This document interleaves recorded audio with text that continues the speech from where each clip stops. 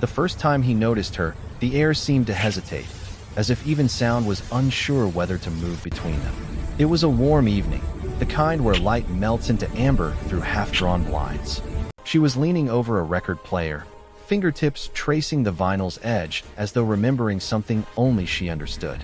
Her laugh, low, soft, almost tired, drifted across the room. He wasn't supposed to be there that long, just dropping off the camera she'd borrowed for her photography class. But something about her, the quiet assurance in how she filled the space, made him stay near the doorway longer than polite. She turned then, eyes catching his. For a fraction of a second, neither of them looked away. "Did you get what you needed?" she asked, voice smooth but faintly distant, like someone who'd learned to guard softness behind composure. He nodded, though his answer came late. "Yeah, you, got the shots you wanted." Her mouth curved slightly, not a smile, not quite. "I got what I could." Light fades faster than you think. He didn't know if she was talking about photography or something else. A breeze shifted through the half-open window, carrying her perfume, something subtle, expensive, with a trace of cedar and warmth. He caught it without meaning to, and for a second, forgot what to say next. She noticed. Of course she did. "Do you want a drink before you go?" she asked, reaching for 2 glasses. The question sounded casual, but her hand paused on the bottle for a breath too long. He hesitated. "Sure, just water's fine." "Water," she repeated, almost to herself, as though the word amused her. She poured 2 glasses anyway, one clear, one amber, and handed him the one she'd intended. When their fingers brushed, it felt unreasonably significant. Neither pulled away quickly enough. He sat across from her, the record beginning to spin again. The soft crackle filled the silence. Somewhere, a saxophone murmured through the speakers, low, blue, and slow. "You don't talk much," she said finally, eyes still on the record. "I don't know what to say to you," he admitted before he could filter it. That made her look up. Her gaze softened, but didn't retreat. "Then maybe that's a good thing." The glass felt too cold in his hand. Her voice lingered in the air, threaded with something both dangerous and kind. He studied her, the way light brushed her collarbone, how her necklace shifted when she breathed. Everything about her was calm, deliberate. He wondered if she'd always been like this, or if time had taught her to move carefully through rooms full of people who noticed too much. She caught him looking. "Careful," she murmured. "You'll make me think you're trying to figure me out." "Maybe I am." Her laugh came quieter this time. "You're too young for that." He leaned back slightly, pulse quickening though nothing about the moment moved fast. "Then why do you keep coming closer?" The words landed between them, soft, but heavy enough to change the air. She didn't answer right away. Her hand drifted to her glass, turning it by the rim, once, twice. Then she set it down, eyes flicking toward the window as if weighing what had just shifted. Outside, the faint sound of rain began, hesitant, like a secret finding its way into the night. Neither of them spoke. The record hummed its last note, needle lifting in silence. Then came the sound, a quiet ding from her phone on the table. She looked at it, then at him. Whatever name flashed on the screen, he never saw. But the way her breath caught, that said enough. And just like that, the space between them felt smaller and infinitely more dangerous. Rain had a way of making her house feel smaller. The windows blurred. The air hummed faintly with the rhythm of falling water. He stood by the bookshelf, trying to act like he wasn't waiting for her to say something. She was sitting on the edge of the couch now, phone face down beside her. Whatever message had flashed earlier still lingered between them like smoke. He broke the silence first. "You don't have to explain." She glanced up, brow faintly furrowed. "I wasn't going to." That made him smile. Small, nervous, real. "Yeah, I figured." Her eyes softened, but only for a second. "You shouldn't be here." He knew that. Everyone knew that. She was his mother's friend, the one who lived 2 doors down, the one who hosted quiet dinners and asked polite questions about college and travel.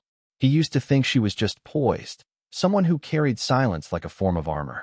Now he saw the cracks, the slight tremor in her hand when she reached for her glass, the way she filled her evenings with music instead of people. "You always say that," he murmured. "And you never listen." He stepped closer, careful not to cross that invisible line too fast. "Maybe I like the sound of you trying to convince me." She let out a quiet breath, something between a sigh and a laugh. "You're impossible." "Maybe." He leaned against the arm of the couch. But you keep letting me in. Her eyes drifted to the window. That's my mistake. He wanted to tell her it wasn't. That he wasn't there to ruin anything. That he just liked the way the world felt different in her company. But saying it out loud would have turned it into something too fragile to hold. Instead, he asked, "Was that your ex texting?" Her expression froze. Not anger, more like surprise at how easily he'd seen through her. "You notice too much. I notice when you go quiet." She didn't reply. After a moment, she stood and walked toward the record player again, lifting the needle, setting a new track. A piano began, slow, tender, something that filled the silence with things neither of them could name. She spoke softly, still facing the window. "He used to hate the rain. Said it made everything feel heavy. And you? I like when things slow down." He nodded. "You don't have to talk about him if—" "No, it's fine." She turned then, eyes meeting his. He was good at leaving. Some people are. He didn't know what to say, so he didn't. For a long time, there was just the sound of rain, the piano, and the faint hum of something unspoken. Then she reached to move a strand of hair from her face, fingers trembling slightly.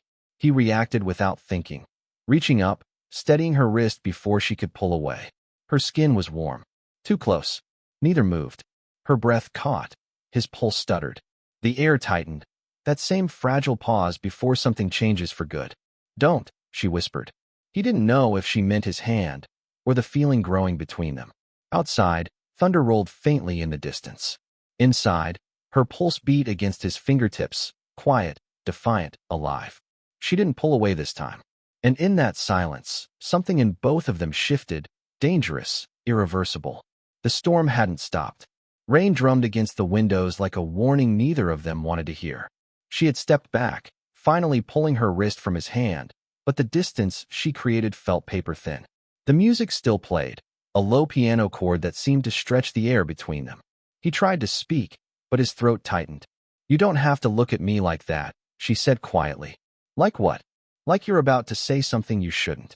He swallowed hard, unsure if she meant to scold him or save him.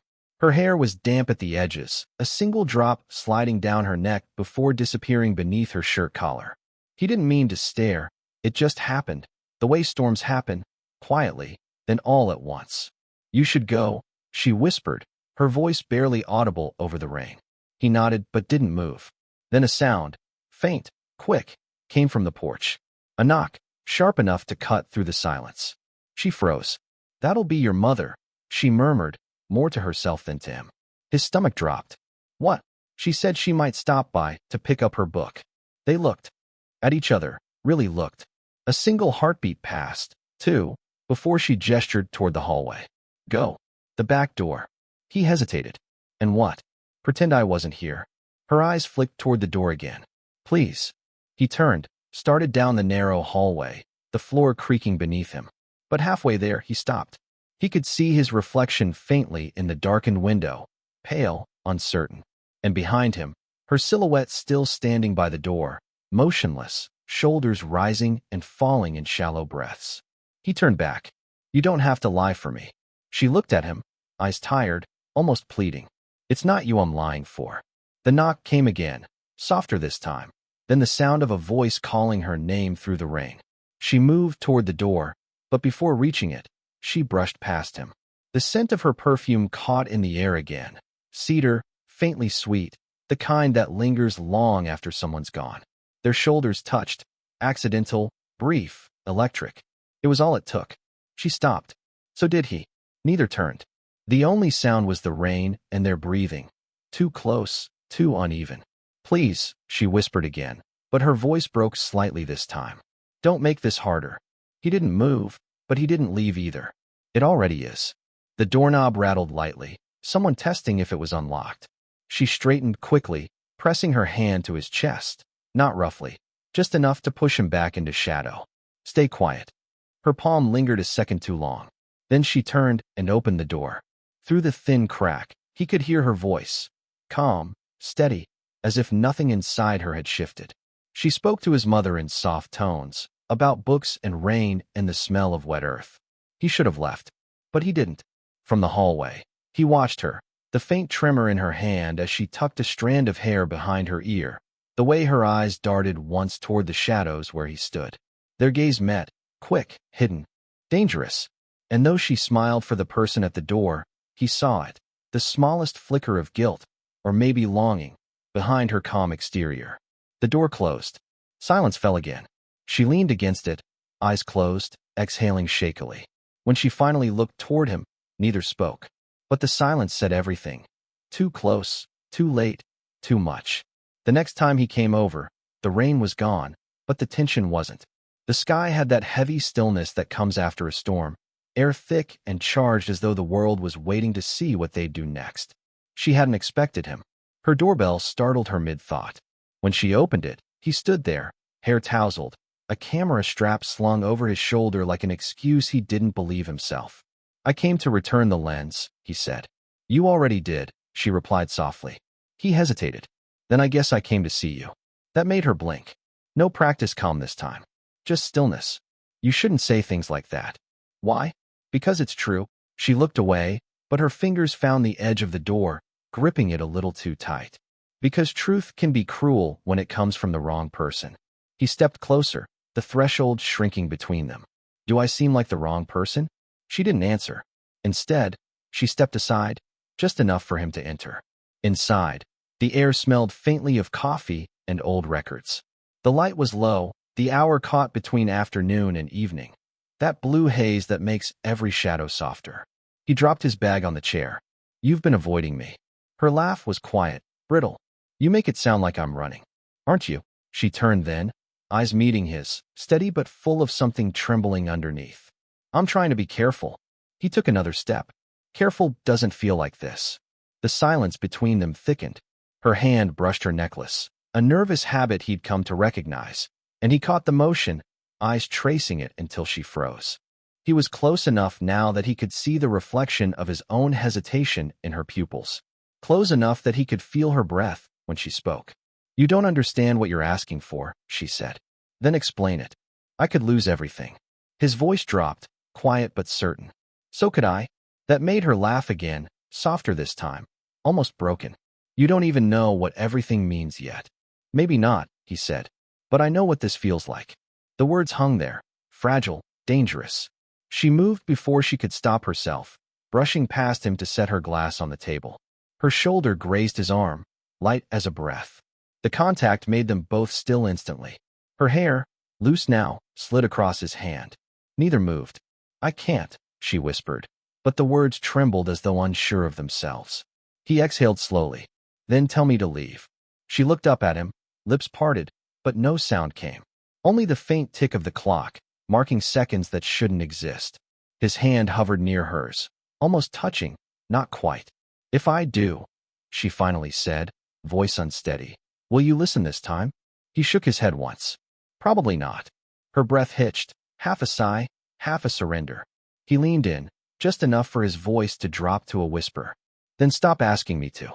Her eyes flicked to his mouth, barely, but he saw it. The air trembled. One more breath, and they would cross that invisible line, the one both of them had drawn and redrawn 100 times. Then, outside, a car door slammed. Her name, spoken by someone else, floated faintly through the open window. She stepped back, fast, pulse visible in her throat. And just like that, the moment fractured. The line they almost crossed still shimmered in the air between them, unbroken, but thinner than ever. The voice outside the window stopped them cold. Her name, spoken again, sharper this time, cutting through the room like a blade. She didn't move at first. Her breath came. Shallow, her gaze fixed on the window as though she could will the sound away. Then she forced herself toward it, pulling the curtain aside just enough to see. Her hand froze halfway. "It's him," she whispered. He frowned. "Who?" She didn't answer immediately. Her knuckles tightened around the fabric. "My ex-husband." The word hit the room like static, soft, but electric. He blinked, processing. Why is he here? She didn't turn from the glass. He shouldn't be. Outside, a man stood near the car, head tilted toward the porch light. He wasn't coming closer yet, just watching the house as if it still belonged to him. Something inside her seemed to shrink, shoulders drawing in, voice lowering. He knows me too well. He can tell when something's changed. He stepped closer to her instinctively, but she caught his arm before he could move any further. "Don't," she said, voice barely audible. If he sees you here, it won't end well. He hesitated. You're afraid of him? No, she said quickly, too quickly. I'm afraid of what he'll think. Their eyes met in the dim light, hers filled with something fragile and fierce all at once. Does he still have a key? She didn't answer, which told him enough. A moment passed, the kind of moment where every small sound feels enormous. The hum of the refrigerator, the tick of the clock, her breath, uneven. Then came the faint metallic click from the front door. She stiffened. He still has one. Then we should. Don't move, she whispered, pressing a hand against his chest, her palm trembling. Please, just stay out of sight. Footsteps. Slow, deliberate. The sound of wet shoes against the hardwood. Her ex called her name again, lower now, almost kind. You didn't answer your phone. She swallowed hard, forcing her voice steady. I didn't hear it. He was in the next room now, the living room. Too close. The younger man stayed against the wall, half hidden by the hallway shadow, every muscle tight. Through the gap, he could see her, her posture calm, but her fingers twitching at her side, like she was holding herself together by habit. Then the older man stepped into view. His tone softened, almost nostalgic. You still play this record, he said, glancing at the turntable. Didn't think you'd keep it. Her reply came too quickly. Some things are hard to throw away. The younger man felt it before he understood it. The weight of that sentence, the quiet double meaning behind her eyes. The ex reached out, brushing his hand against the table. You're shaking, he said. I'm fine. He stepped closer, too close. You never were good at pretending. Behind the doorway, the younger man clenched his fists, every instinct telling him to step in, every ounce of logic screaming not to. The tension was unbearable. Her stillness, the ex's quiet curiosity, the knowledge that any wrong move would expose everything. Then the man's gaze drifted toward the hallway. You're not alone, are you? Her breath caught. Of course I am. He tilted his head slightly. Then why are there two glasses? Silence. The record spun out its final note. A single, fragile sound that filled the air like a confession waiting to happen. She turned her head, just slightly, toward the hallway where the younger man stood. Their eyes met again, barely visible through shadow. One glance, one heartbeat, and the truth, whatever came next, was no longer something either of them could hide. The sound of the front door closing was soft, but final. Her ex's footsteps faded down the porch, his car engine murmuring to life, then disappeared into the night. She stood frozen for a moment, back still to the hallway, one hand braced against the wall, as if the weight of what almost happened was pressing against her spine. He stepped forward slowly. The house was silent now, except for the faint hum of the turntable spinning with no song left to play. When he spoke, his voice was quiet. You don't have to explain. She turned, eyes glinting in the dim light. I wasn't going to. A faint smile flickered across his mouth, the same half-smile from that first night. You said that before. And you still don't listen, she said, though her voice softened halfway through. He took another step closer, then another, until there were only inches left between them, close enough for the air to thicken again, heavy with what they hadn't said. Her pulse trembled at her neck. He could see it. Her hair brushed his sleeve when she exhaled. You shouldn't have stayed, she whispered. I couldn't leave you like that. Her breath caught, her voice quieter now. You shouldn't care. I tried not to. The truth of it hung there, raw, unpolished, real. She looked away, blinking slowly, as if trying to steady herself. You don't understand what this costs. I do. No, she said, shaking her head. You think it's just about wanting. It's not. He hesitated, then reached out, not to touch her, not yet, but to close the last space between their shadows. Then tell me what it is. Her gaze lifted to meet his. It's about needing something you shouldn't. Silence. Then, gently, she stepped forward, so close that her voice brushed against his skin. And knowing it won't end well. He didn't move away. Then why are we still standing here? Her laugh was barely a breath. Because I can't seem to stop. She reached up, her hand trembling slightly as she pushed a strand of hair behind his ear, a motion small enough to mean nothing, but everything at once. His eyes closed for half a second, breathing, shallow, shared, dangerous. Then she stepped back, only slightly, eyes glistening. You should go before I stop being reasonable. He hesitated. And if I don't, then everything changes. He studied her, the quiet resolve behind the tremor in her hands. Maybe it already has. She smiled then, the kind that hurt a little, the kind that meant yes, even when the words were no. He took one backward step, then another, until the distance returned. The storm had long passed, but it still felt like lightning lingered in the air. At the door, he turned once more.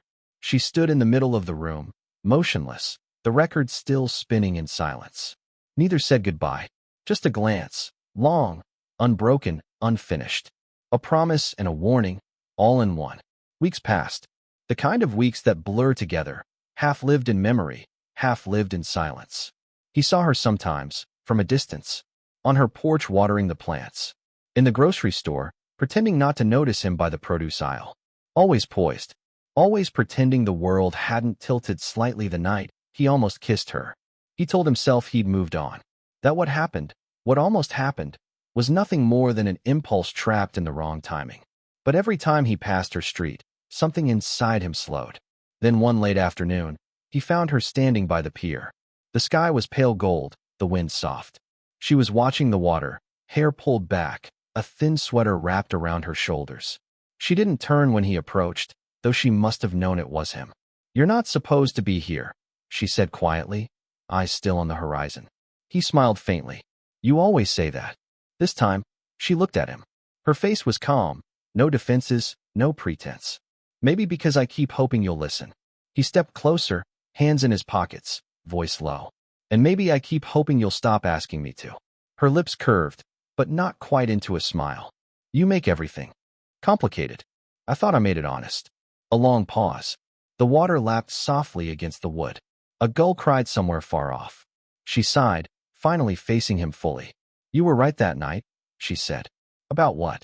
"About everything changing." He studied her, the quiet steadiness in her eyes, the absence of fear this time. "Do you regret it?" She shook her head slowly. "No, I regret pretending I didn't feel it." The words settled between them, soft but irreversible. For the first time, neither looked away. The tension wasn't sharp now. It had softened into something warmer, heavier, true. He reached out, fingers brushing against hers, a tentative touch, like testing the edge of something sacred. She didn't pull back.